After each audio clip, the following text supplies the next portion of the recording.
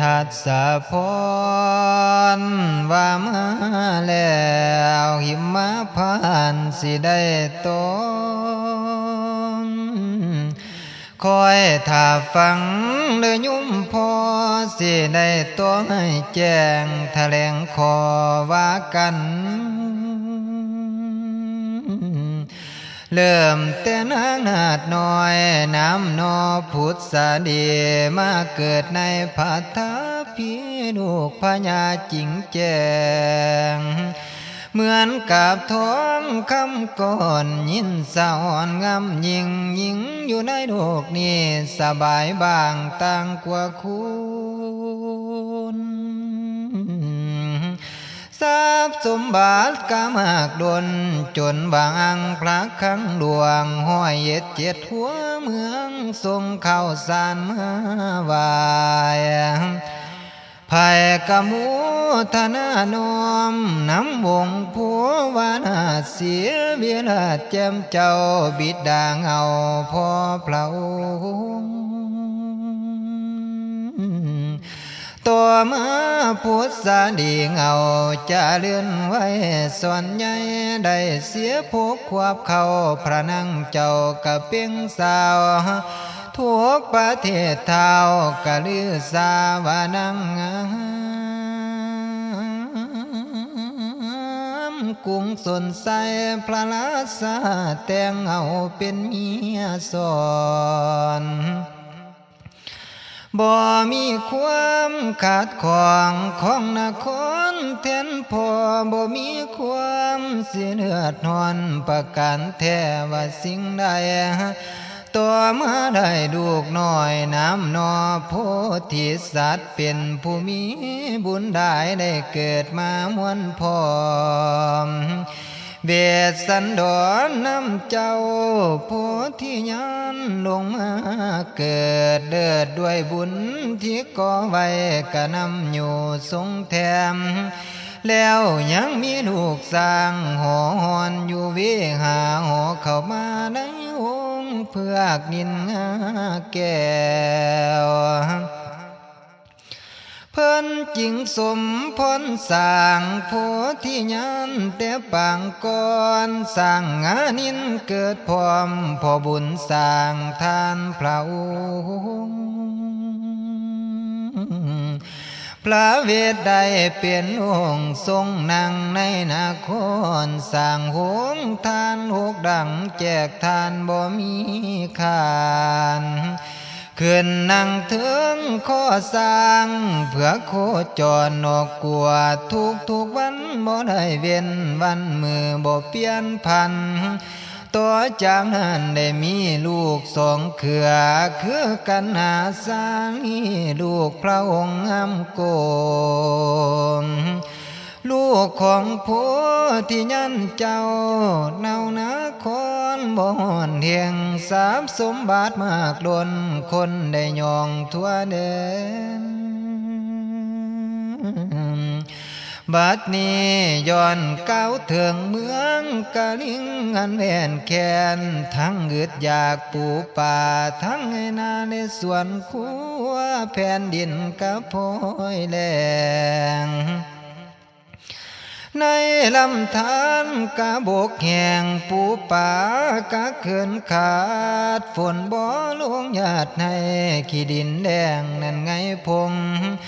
ตกลงไปขอสร้างน้ำสันดอนพระยาเวทพระหมอกเขตกวางกุมสนามกว้างว่าดุงเดือนต่อมาพอเมื่อมาหอดเดวกลมกราบสุรีก่อนเวทสันดอนได้เห็นกะเล่าทานยังสร้างให้แก่พระมนุษย์เท่า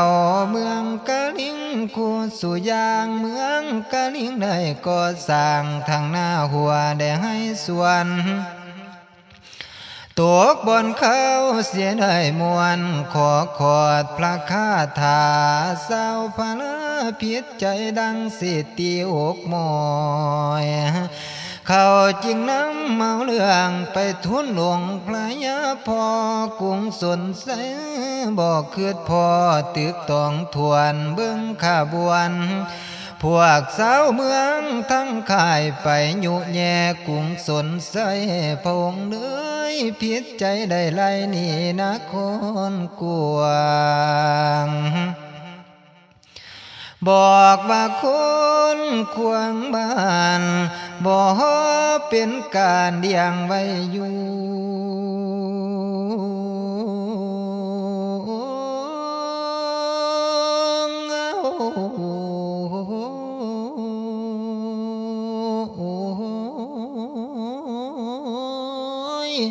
ปู่ขับหนีจากบ้านก็เลยเว้าต่อมาทีว่ามาที่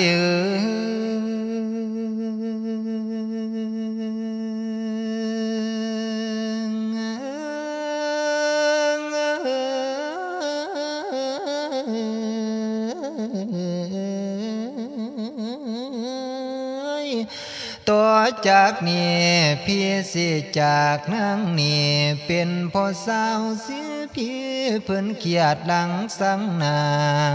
นองค์พระลาสาไทยสิสนใสกะใจหมอ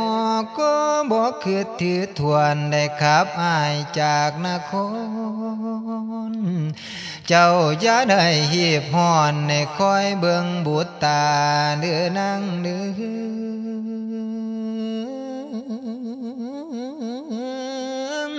อายากาทั้งสองคอยท่านอมทมไว้นางมาที่เสียใจทั้งเราโยมมานาให้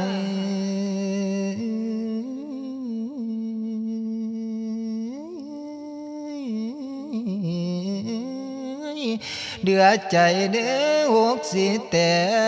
กแยกเบื้องหน้าเผาผู้ผัวแก้วแล้วหำให้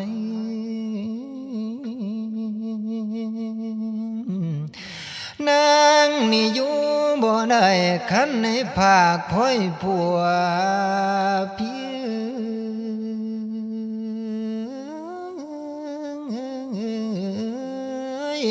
บ่มีคนใดป่านดอกซ้ำผัวคนนี้คันในนางมาที่ห่างงามผัวเจียลาจากภาคผัวไปบ่ได้พะนังลาส่วนสิตายเมียนเสียทวงอยากหายก็ตามสร้างสิติดตามดอกพิ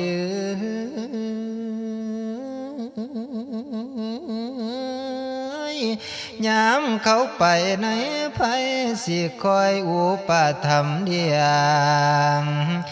บอกให้เครื่องมือให้แนวใดๆอยู่ในป่าพร้อมไปด้วยบุตรตาสิคอยอดคอยเยือนตามสนว่าคนทางบ่ยอมเปลี่ยนแม่ห่างให้คุณหุ่มนินทาโลกเพียงเนาพาลาคนเดียวสิอยู่เป็นเดือแนงตัววายนั่งตายสาซ้ำตามกรรมให้มันสวงหิมมาพันเขตกว้างสิเป็นพ้องเพื่อนฟูงเข้าในดวงแดนทรงคงเขตเขาวงโกดเมียแต่เสือสร้างสิ่งข้างดิ่งก็ตามแม่นางสิตามสามีเจ้าไปดงพงป่าสิไปตามพระสามีแม้นสิถูกยากหาย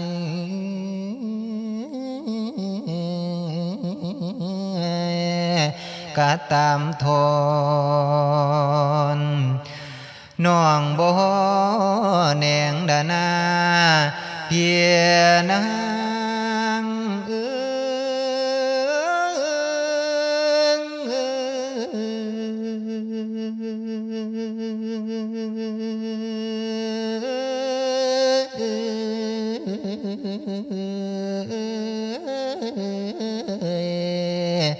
น้อง เพราะฉะนั้นค่อยกะจังได้เว้าออดอ้อยกันไปมา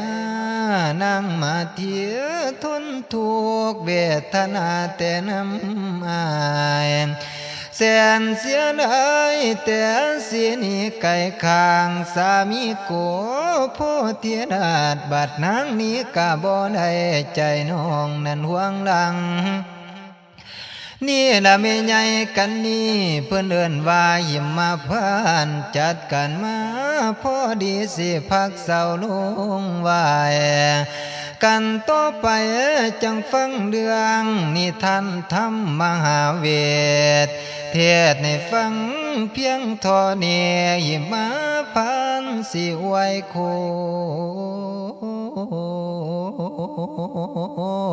งขอลงไว้